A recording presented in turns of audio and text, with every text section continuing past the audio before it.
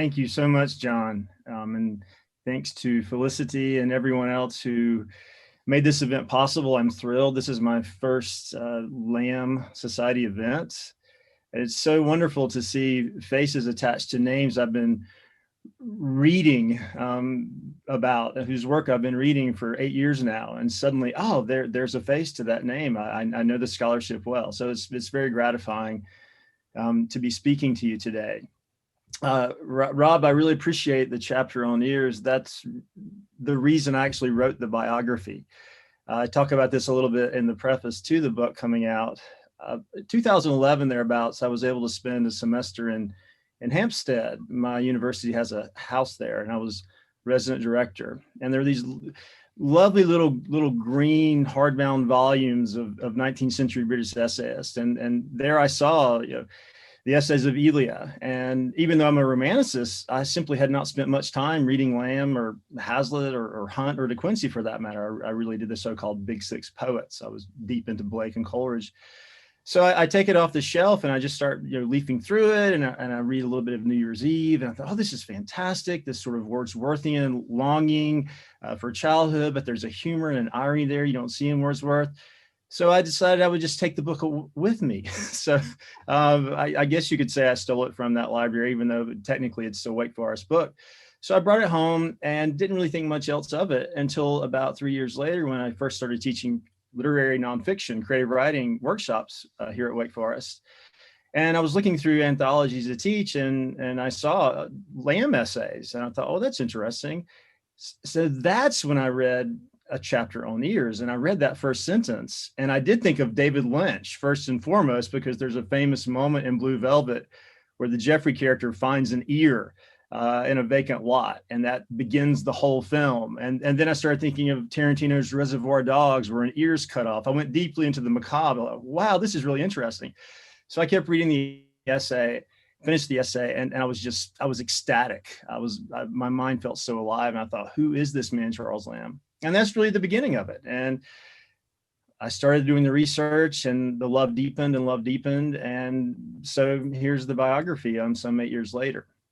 So what I want to do today is I want to talk about parts of the biography that I think are most interesting to me, and that I hope will be a little interesting to you. I will say up front that I did not unearth any new and earth-shattering information about Charles Lamb, but I did draw on scholarship that was not available for earlier biographies, some of which are brilliant. So what I try to do is present a new Lamb in light of new Lamb research, but also there are other reasons that I wrote the biography. So I'll begin by telling you a little bit about why I wrote the biography, and then I'll move back and forth between showing you slides that render information, and I'll be reading a little bit from these slides, and then I'll pull back from the slides and talk in a more casual way. And this should go on for about 45 minutes or so. So I'm going to share with you now my slideshow, hopefully. Let's see here.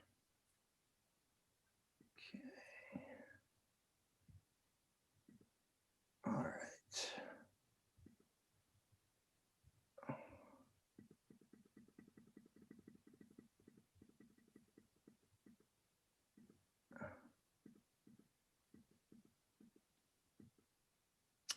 All right, here we are. Well, here's the beginning.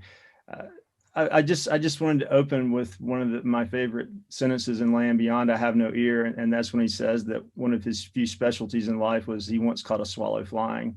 That just, I love the weirdness and the lyricism of that. So I want to talk about Lamb really as someone interested first and foremost in motion and flight and variety. So I'll open up with this is my epigraph, I guess you can say.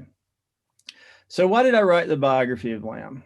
Why do we even need one? We have such lovely ones in print already. Well, first, I'm in love with Charles Lamb, and I wanted to be as close to him as I could for a long time, and my life is better for it. Many of you have written biographies, and I think you'll probably agree that the first impulse for writing a biography is love. This idea that this is a companion whose mind and heart I admire and want to be close to. And Lamb was especially moving to me, mainly because of his use of irony, his ability to use irony to evade the deep despair his damaged psyche constantly threatened him with. And he avoided the limbo hilariously with comic aplomb. Like Lear's fool, he could transform the direst of situations into occasions for brilliant wit. As someone who has struggled with depression on his own, I've actually written about it in a memoir, so I'm not revealing anything new. I just really appreciate how he was able to work through his own despair with comedy. And that's the main reason I wrote this book. Secondly, there are scholarly reasons, of course. After being relatively neglected compared to Wordsworth and Coleridge, for the past 30 years, there's been a bit of a Lamb renaissance in academia. All of you know this because you're making it happen. And the result is a new Lamb who needs, biographically speaking, a new life because of the state of scholarship at the time of writing, not flaws in their vision. Older biographies simply weren't able to situate Lamb's existence within important social contexts, historical, political, philosophical, theological, and so on. So the new research of the past 30 years or so allowed me to have context to shed light on Lamb, which were not as fully developed before. And here are just some of them. And again, I'm not telling this audience anything this audience doesn't already know. Relationship to the British Empire, job in East India, his political radicalism, Priestley, Lamb as flaneur, Lamb as Cockney, magazine writer versus book writer, Anya Taylor on problems with alcohol, many great books on Lamb's mental health, children's books, bending of gender roles like Jane Eyre. And what I found especially interesting, Lamb's late interest in women's albums, and of course his own album verses, and his highly particular poems, occasional poems that he wrote later in life in the 1820s.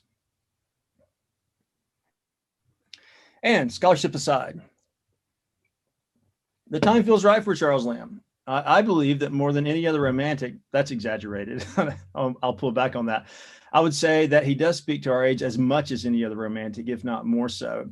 Whereas Wordsworth and Coleridge romanticize a natural world that's quickly and sadly dwindling, Lamb explored the grit, speed, and diversity of the urban, and therefore is much more pertinent, I think, to our 21st century experience.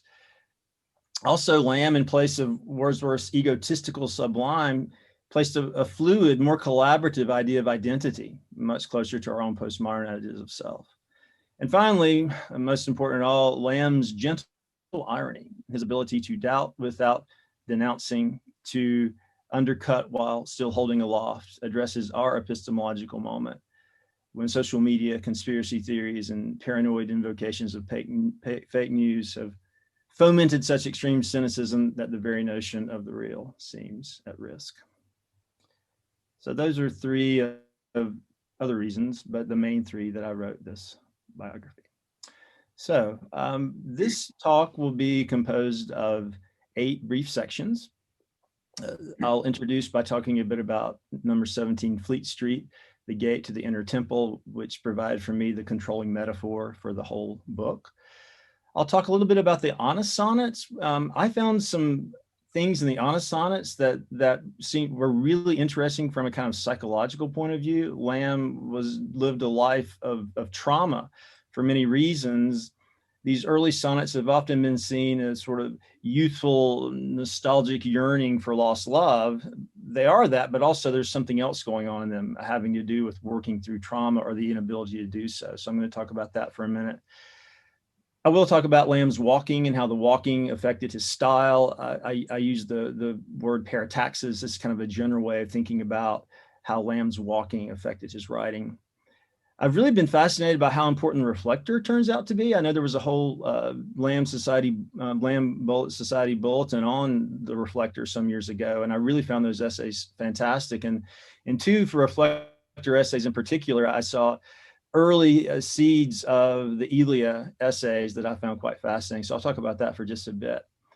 I was also really interested in the distinction between the essays in magazine form, the Elian essays in magazine form, and the Elian essays in book form. There's obviously been some great work done on that by some folks in this audience, and I'll talk about that. I do want to talk a bit about imperialism. That's another stage of Lamb research, which is really coming to life now. The idea that, of course, Lamb was friends with some of the greatest progressives and radicals of his time, but yet he worked for the East India Company, and he seemed to fetishize imperialist commodities like China. And then finally, I'll talk about the occasionalism I mentioned earlier, and I'll end with a conclusion that I call turmoil and whim-whams. All right. So here it is, the gate between Fleet Street and Inner Temple, a gate that Lamb himself passed through many times throughout his youth and teen years. And the more I read Lamb, the more I realized that this was a threshold, a point of passage between two worlds and two ways of being that Lamb really valued. Of course, he valued the pastoral calm of the Inner Temple. He talks about that throughout his essays. I mean, New Year's Eve would be an example, but also he loved the bustle and the chaos and the knockabout world of Fleet Street too. And what I gathered from Lamb is when he's in one place, he usually wants to be the other place, and when he's in the other place, he wants to be in that place. So this became a metaphor for thinking about Lamb as a writer who loved motion for the sake of motion. So what I'm going to do, I'm going to read a page or two that you'll see up here on the screen. That is a version, a shortened version of the introduction to the biography. I'll make sure I can see everything. This part of it's blocked. I'm sorry, I'm trying to figure out how to, there we go. Okay. The Lamb I love most originates on number 17 Fleet Street. This is the gate leading from the most rambunctious street in London, infamous for its noise, crowds, smells, taverns, swindlers, prostitutes, unscrupulous journalists, hawkers of news, museum rackstros, of oddities, riots. To the city's most serene region, the Inner Temple, a paradise of gardens, fountains, sundials, stately architecture, and studiousness. Until the age of 17, Charles lived within the temple, where his father served as factotum for a barrister, but he crossed almost daily into Fleet's chaos. This crossing quickened him. What a transition for a countryman visiting London for the first time. The passing from the crowded strand of Fleet Street by unexpected avenues into the temple's magnificent ample squares, its classic green recesses. If anyone ever needed openings through which to rush elsewhere, be it bustle or calm, Charles Lamb did. If you at 21 witnessed your beloved sister, knife in hand, looming over your dead mother, and now bent on killing your father, and if you saved your dad and beloved aunt by wresting the blade from this sister's hand, and then watched her awaken from her fit of madness into crushing remorse, and if you saved her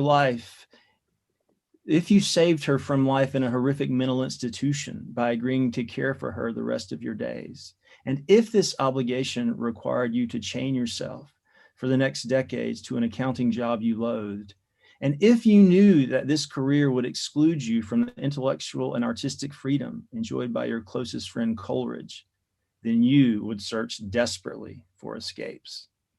And Lamb was addicted to openings, portals, doors, holes, windows, grates, cracks, gates, brinks, chinks, gaps, fissures, fractures, breaches, interstices, rifts. More than most, that feeling of this can't be all there is and there must be something else haunted him. This is why he was such a prodigious walker, sometimes covering up to 20 miles a day in his hallowed London, even into his 50s, stepping at night among the shop lights, the fruit wagons, the book stalls, the theaters, the decaying buildings, and the forgotten alleyways. Lamb sought a sensation so strong it could tear time, and through the rip he would slip in reverie to fountains now bricked over, or lost literary conversations in an oaken pub, or preferably his childhood, when he thrilled to a garden in the Inner Temple, or a witch in a book, or a man with an iron hook for a hand, or the green velvet curtain going up, and there is the play. One reason Lamb was so popular during the Victorian age was his love of childhood. But Lamb knew his immaturity could encumber. He suspected that he was too much of the boy man, and this immaturity weakened his character. Lamb's youth was simply one place among several to which he might figuratively flee. Nostalgia grows boring, though, or painful, and the present calls with its adult pleasures, such as philosophy or sophisticated prose. But lucubrating, too, becomes tiring, and so again the quest for the portal to yore. Child, man, temple, fleet. These are but two of the many polarities energizing Lamb's work, in which each pole invites temporary liberation from the other. Seriousness is a prelude to silliness and vice versa, and so mirth and spleen fringe each other, as do tragedy and fancy. Neither side signifies alone, each inspirits the other. The adult of sorrow and the dream's child, self-opposing Lamb thus lived what he loved, irony, the dangerous figure that says yes and no at the same time. Lamb confessed that on his day of death, he would most lament losing this engine of infinite reversal. Lamb's very body figured his dispositional doubleness. He was irony's allegory. While with his mature mind he could span all of London, he stood only 5 feet in his shoes.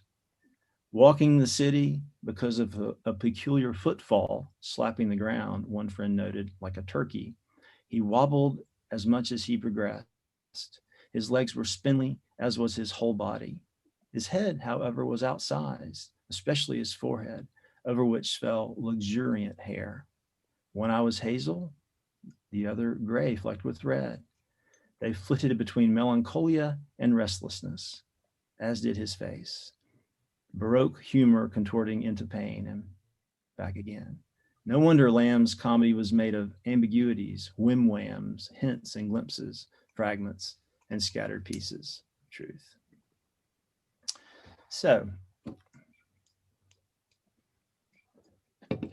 we all know that in 1796, Lamb experienced one of the greatest horrors a person can experience, and this tragedy haunted him for the rest of his life. There were other tragedies as well.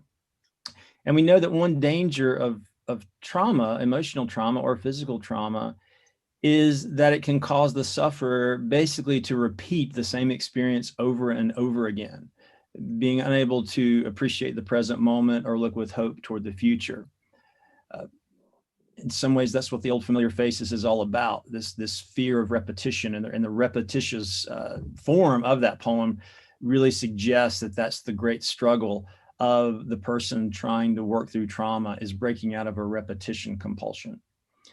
Well, I found that in Lamb's so-called honest sonnets, which have generally been seen as sort of Bowlesian longings for a lost, beautiful past, I found that this working through of, or this attempt to work through repetition is present in these poems. I'm thinking about, was it some sweet device of fairy, of course, methinks how dainty sweet it were reclined. Those are from 1796, poems on various subjects. And then when last I rode these winding wood walks green, and a timid grace sits trembling in her eye. Trauma to Lamb was no way out, a one-way path, a vicious circle, the killing of possibility, emotional and psychological stasis. The great tragedies of his life, one brief, his mother's murder, and one chronic, his sister's madness, threatened to suck Lamb into the same dull round, feel the same pain over and over. But these weren't the only difficulties that entrapped Lamb. His life was also plagued by his own debilitating mental illness and his alcoholism. Lamb generally left these deepest pains unspoken. Aside from a few intimate confessions and letters to friends, he remained mostly mute. But one can sense an anguished undertow in even the most comically charming essays. For the most part, readers have not found these complexities in Lamb's earliest published works, such as his sonnets to Anna. These works are usually written off as overly sentimental. I can't read that, especially in comparison to Lamb's profundity. It turns out, however, that these texts, even those published before the Day of Horrors, are startling explorations of how a traumatic emotional event can annihilate time. So here's some sweet device of fairy. And I just want to take a quick look at it. So this is the speaker, let's call him Lamb for convenience, is wondering, where is my beloved? And he's trying to account for this great loss in his life. And he's doing so in pretty bizarre ways. Like, did fairies create some sort of phantom that pulls me along in this lonely forest? Clearly, a person who imagines devices of fairies has no idea on some level why he feels this longing. Was it fairies who made me fancy these wanderings of this fair hair maid? Have these things even been? So this is a person who seems to be divorced from what we would call empirical reality. He seems to be caught up in a realm of idea and emotion. He's not quite sure what happened in the past, what's happening in the present. There's a dreamlike quality. Well, maybe if fairies didn't cause this, maybe witches did. And then we have this strange word, or what rare witchery, impregnating with delights this charmed air. This is a man who wants to connect with a female and he can't. And he talks about that inability to connect by using imagery of insemination. Witches might be able to impregnate the air, but I am not someone who can participate in procreation, nor am I someone who can enjoy enlightenment. Did these witches enlighten up the semblance of a smile and those fine eyes? So there are two ironies there, things he lacks, procreation and enlightenment. He's aware of that and using those words, marking his distance from those states. And then he says, is there really a smile out there in this maiden, or is it just a semblance of a smile? He's not quite sure. Can't really discern between appearance and reality. I thought those eyes spoke soft, soothing things. So now eyes are speaking, the strange category mistake. And then a really bizarre image. These eyes might soothe me and might keep me from murdering someone, as might enforce the spirit to drop the murdering knife. So then there's this, again, that's a third strange disjunction that jerks us out of this sort of dreamy love world into a world of violence and strangeness. So there's a contradictory quality of the poem. And let go his foul resolve. Coleridge in his revision used fell resolve, which actually I think works better in some ways because it suggests a fall, a fallenness, biblical fall. And does the lonely glade still in her locks the gales of summer sigh? So far in the first 12 lines, to me, there's not a sense of reality at all. It's like he's caught up in the same dream and sort of repeating the same activity over and over, just walking through the forest, looking for a lost maiden, wondering who is causing his pain. While I forlorn do wonder, reckless where, and mid my wanderings meet no Anna there. I always thought the 13th line was odd. While I forlorn do wonder. I think we would expect an adverb there. Why I do wonder forlornly.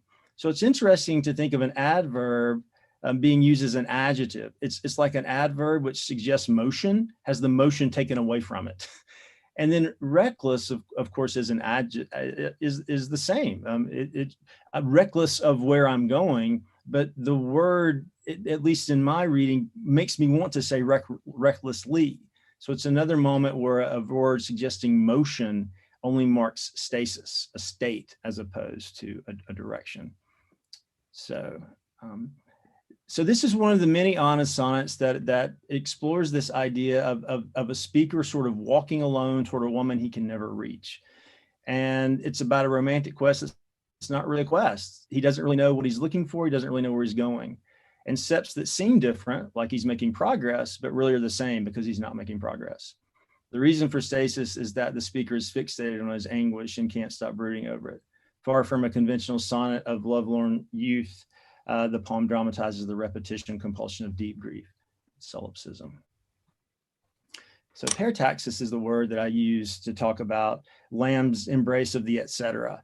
If the honest sonnet suggests this vicious circle of pain, the Lamb's walking and those great letters he writes in the early 1800s to Wordsworth and Manning, and then his great early essay, The Londoner, all push against this circularity and open out into difference, heterogeneity, motion. And Lamb really does favor the list, the items in a series. He's less interested in subordination and more interested in this happened, then that happened, then that happened, then that happened, then that happened. And of course, that comes across in his famous letter to Wordsworth, where he says, I'm not so keen on nature. I don't care if I never see a mountain again in my life. And then he says what he does like to see. And he gives this, lovely list of things that he enjoys in London, this paratactical list. And as I say in his letter to Manning and in The Londoner, he provides versions of this passage. And this is the first moment in Lamb, at least his writing life, where we do get a sense of another side of Lamb. If there is one side of Lamb that is always nostalgic, sort of looking to the past and desiring the stasis of the settled past, there's another part of Lamb, which again is always asking, what's next? What's new? What's around that corner? What's around that corner? What's coming next? And it seems when I read his Elian essays that even when these essays are not necessarily on walking, the essays themselves feel like a walk. They feel like idiosyncratic maps of his idiosyncratic walks.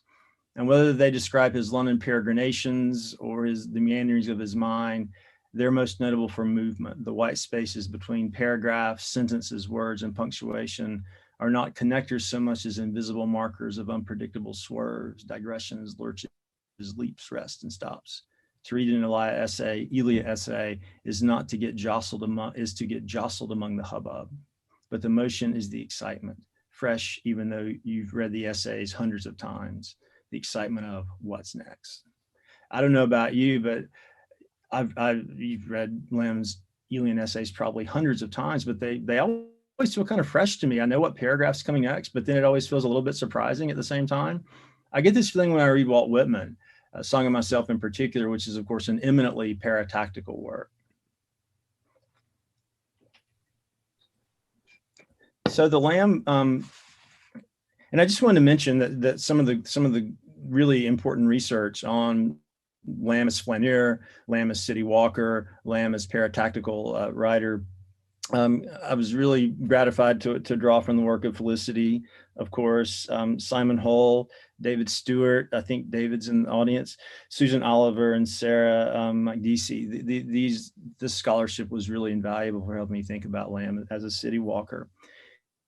As I thought about the Reflector Lamb, of course, if Lamb had not been chosen by Lee Hunt, his fellow Christ Hospital graduate, if he'd not been chosen to write for the Reflector, who knows what would have happened.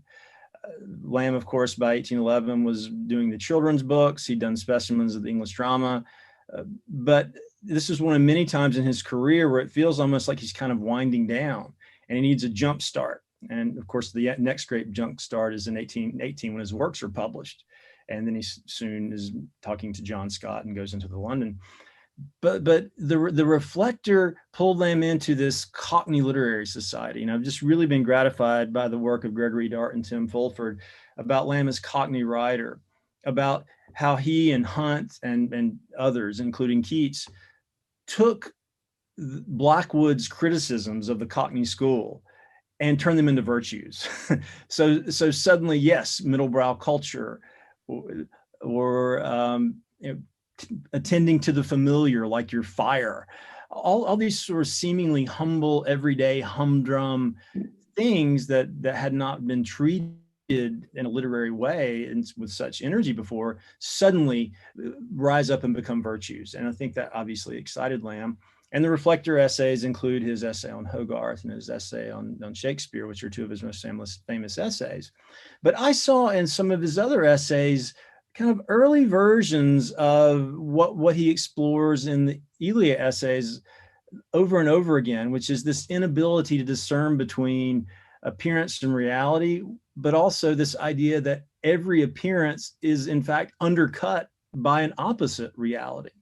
And this shows up on the inconveniences resulting from being hanged in particular, which is about a man who was found guilty of a crime.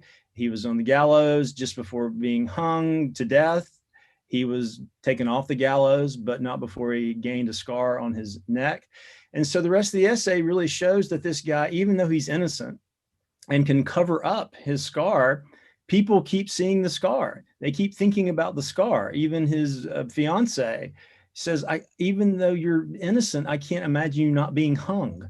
So his very name, Pencillus, and this is one of the early times when Lamb uses a persona, the name Pencillus suggests hanging, but also it suggests, kind of through the sound, penis. And part of this guy's problem is that he is sort of left dangling, as it were. And we see a similar situational irony on the danger of confounding moral with personal deformity, in which another speaker, Crito, who of course suggests the name of Plato's, suggests Plato's famous dialogue on justice, while also hinting at critic.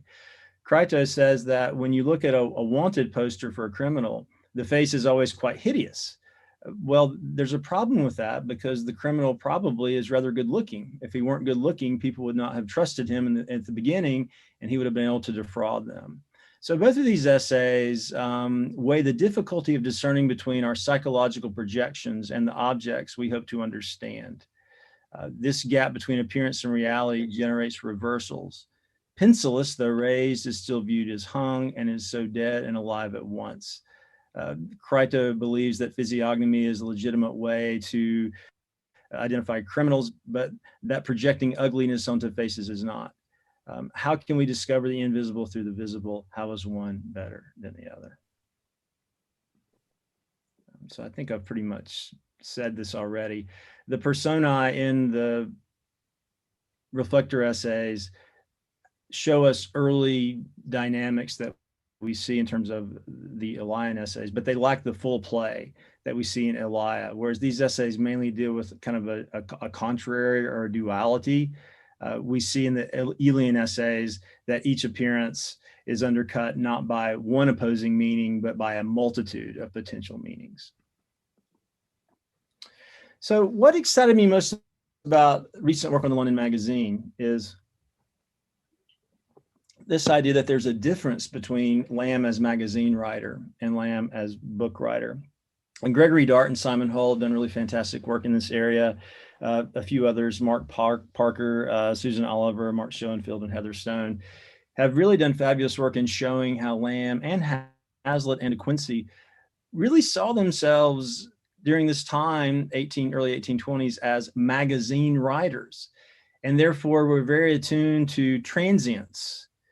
The idea that I'm writing an essay on something happening right now that will be read right now, and that will be that. So there's real attention to particularity and the here and the now.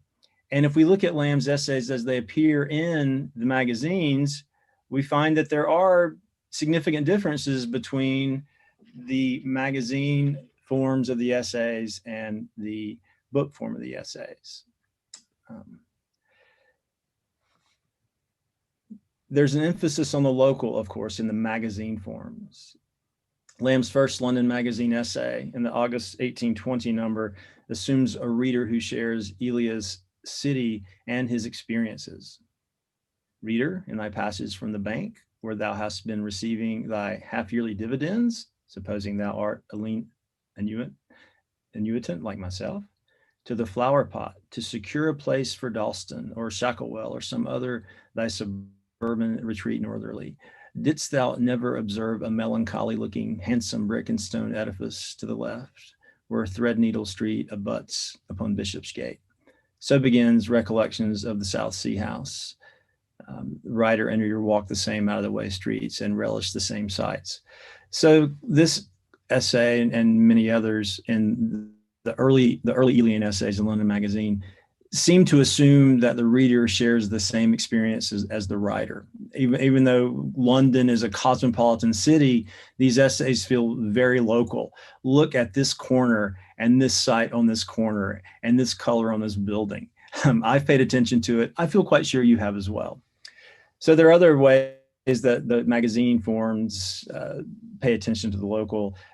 There are essays on actual London social events that readers might have been familiar with, like the weekly gatherings at the Lamb household or the musical nights at the Novellos. And there's extended footnotes on London friends, such as George Dyer. And you see these inner conversation with Hazlitt's London essays. So New Year's Eve and On Past and Futures seem to be in this dialogue with one another. Now, when Lamb decided to turn the essays into a book, he cut these lengthy footnotes, such as the one on George Dyer.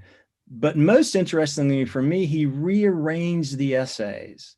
And that's what I'm most interested in, because this showed me that Lamb had thematic concerns in putting the essays into a book form. And these thematic concerns are revealed by the arrangement. I'm not going to go through all these, but these are the differences between the sequences we find in London Magazine and the Elia essays. So the first cluster of essays in Elia, between South Sea House and New Year's Eve, or that includes South Sea House and New Year's Eve, they explore Lamb's obsession, the possibility of finding portals, old buildings, vacations, childhood, borrowing, card playing, and such, through which one can pass into a realm, physical or emotional, outside of instrumental time. Think of New Year's Eve and think of Lamb's interest in fountains, for instance, and how he sees these as portals where he, or sundials, sort of kind of portals at which he can move outside of causal time into this kind of acausal realm of play. Sadly, these realms exist in the past or in fancy, so they are fleeting and tenuous, if accessible at all. The next grouping in Elia features Imperfect Sympathies and Witches and Other Night Fears, and they're all about a kind of failure to connect with others. Imperfect Sympathies is obviously about that, but Witches and Other Night Fears is ultimately this kind of anti-Wordsworthian meditation on how dangerous it is to connect to childhood, because childhood is this sort of reservoir of Jungian archetypes that can be horrifying. The next assemblage, bracketed by my first play, In Distant Correspondence, grieves over loss of childhood plays, of friends now worlds away. Social problems unify. The next grouping, Beggars, Sweeps, for instance. So the first 25 essays in Lamb's book of essays, Elia, fall on the kind of darker side of a continuum running between melancholy alienation and joyful connection.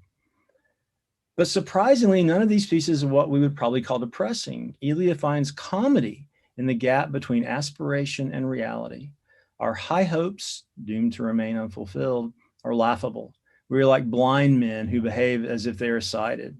We bang into things, run into walls, stumble, fall, barely miss getting run over, all the while believing we are noble animals progressing toward higher states of being. It would be easy to be bitter over this disproportion between fantasy and fact, like Swift is.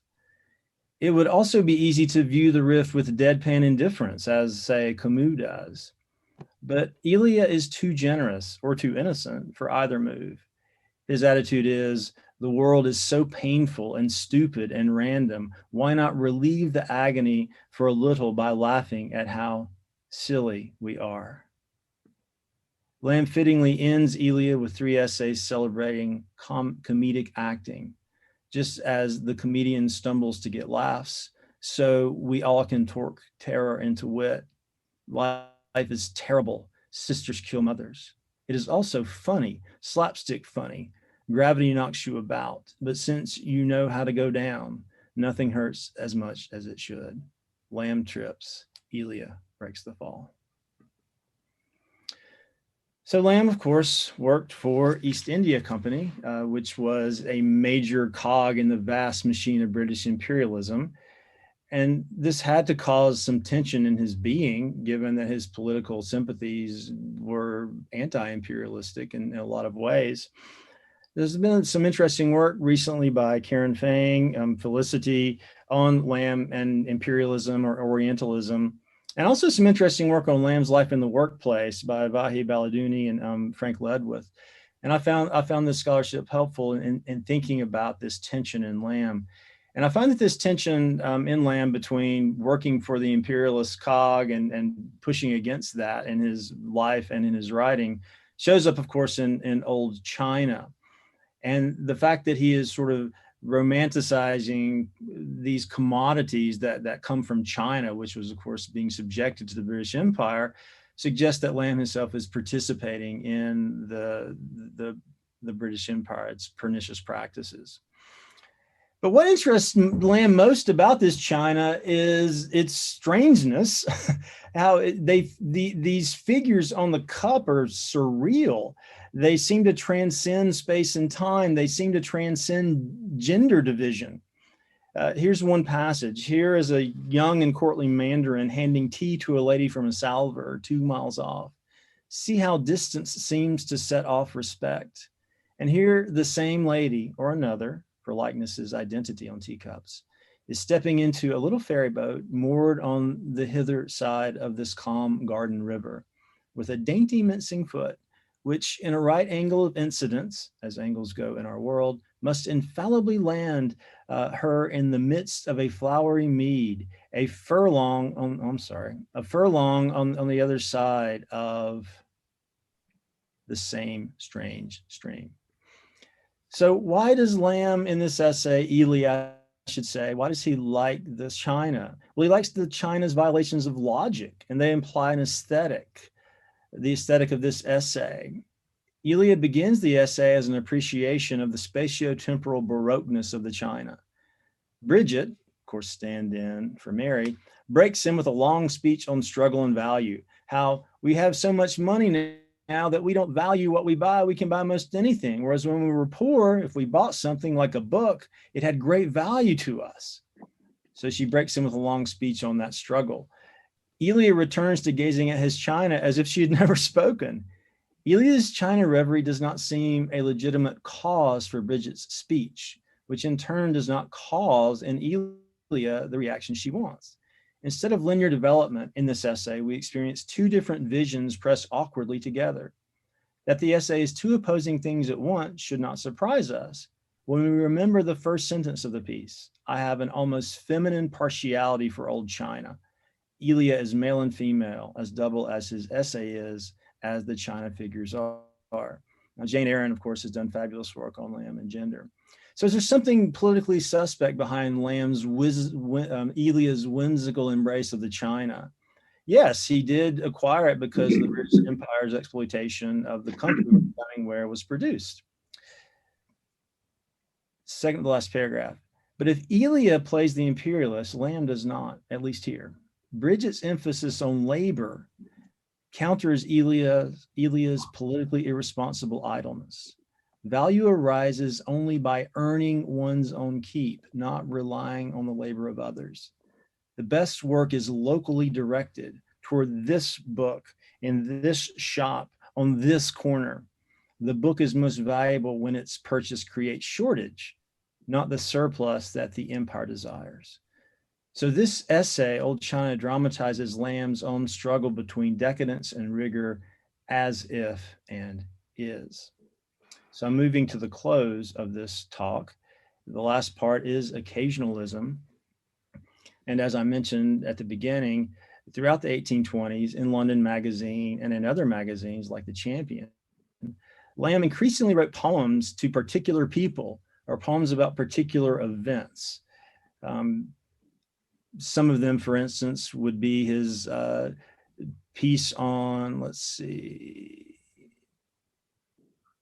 his sonnet on Barry Cornwall or Brian Proctor, his good friend. So there are many sonnets in praise of particular people in this 1820s period. So this kind of verse increasingly became Lamb's poetic medium. The poetry seems eminently less ambitious than his earlier verse. While poems like The Old Familiar Faces aspire to universality and permanence, lines such as those to hunt or wood, those were people to whom Lamb wrote sonnets in praise, highlight their specificity and evanescence. The poem is for the here and now. It has an expiration date. So like the London essays in magazine form, these poems seem to be very much attuned to the fact that they're not going to be permanent, that there's no desire for permanence, that there's really this emphasis on transience, the here and now. But such transience galvanized Lamb's prose at the time. His London Magazine versions of the Elia essay, recall, were alert to the quick shifts in the city scene. And even if Lamb later hoisted the prose onto the more stable platform of a book, the crazed Parataxis still flashes the voltage of the street. Lamb's late verse confirms his commitment to the desultory. The world is a parade of phantoms. Every is already a was, but also of possibility. Each instant is spirit. So the scholarship for Lamb's occasionalism, I should say, I drew very heartily on the work of David Stewart. Again, his work's really been integral to my book, but also Samantha Matthews does some really great work on Lamb's album verses. So because I'm low on time, I'll just point to this and say that the album verse is even more transient than the occasional poem. At least the occasional poem is meant to be published in print. These album verses written by hand in these albums, generally owned at the time by females, were even more transient. And of course, Lamb published in 1830 album verses to help along Edward Moxon, who would soon marry his adopted daughter, Emma Sola. And Lamb denounced these poems, called them trifles, but yet they too suggest this poetic that really emerged for Lamb later in his life, this poetic of a kind of radical particularity. I'll skip over this poem that I was going to mention. So, in that mock obituary that I nodded to at the beginning of this talk, Lamb admits he's done little worth noting, save he once caught a swallow flying. And he also confesses a partiality for the production of the juniper berry. He's a fierce smoker of tobacco. And he's also the true Elia, whose essays are extant in a little volume published a year or two since, and rather better known from that name without a meaning than from anything he has done or can hope to do in his own.